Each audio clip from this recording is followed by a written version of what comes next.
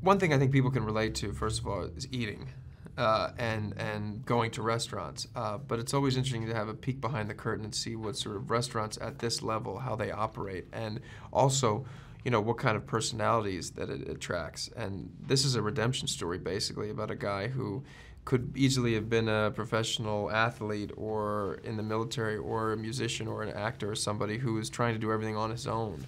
And he meets somebody like Helene, who Sienna plays, who basically reminds him that it's a collaborative endeavor, it's a collaborative profession, and that if you open yourself up and you allow yourself for help, you can achieve much more than you ever thought. So it's ultimately a movie about redemption in that way, set in this world of hunting for your third Michelin star, which is a cutthroat, high-octane environment. I had the benefit of having worked in restaurants in this environment since I was about 15. I first worked as a busboy at a Greek restaurant, so it was the first time I was sort of made aware of how just pressure-filled a restaurant is. And then I was a prep cook at a restaurant, an Italian seafood restaurant, and basically would go there at 5:30 in the morning and stay till the service started, the evening service at 6:30, and worked with this chef who was 21 years old from France who had just come back, and he taught me how to wield a knife. And you know, I definitely, his personality, and watched him, and then as all of this brigade would file in throughout the day and start cooking and prepping and just observing, and also the pressure of like having to deliver food in a certain way at a certain time, and if not, you were done. I mean, you were dead.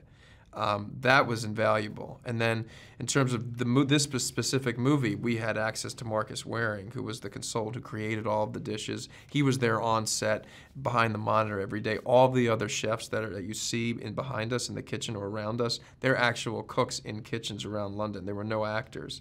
So we all had the pressure of having to not be those like actors pretending to do it, because it was a functional kitchen. She is on, you know, over a stove that's 120 degrees, burning herself. We're cutting ourselves all day long, really cooking food. And there were no stunt doubles, there were no cooking doubles. All the shots are us. So that was just very pressure-filled, and I'm glad John Wells forced us to do it because it made it easier to act because we actually weren't pretending a lot of the time. Well, number one is you want to tell a story that's compelling and people enjoy themselves. And I think number two is you want to, in some way, maybe inspire them, whether it is to eat or think about food in a different way, think about this world in a different way, maybe have a different respect for what goes on when you go to a restaurant.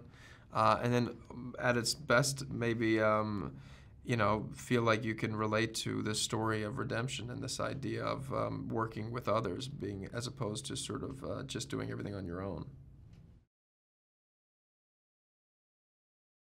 I would do anything with Brady. We work so well together and get along, you know, incredibly well as people, and I think we trust each other enormously, and you find that every now and then, a kind of symbiotic relationship with someone where you're willing to push the other one to places where you wouldn't otherwise go.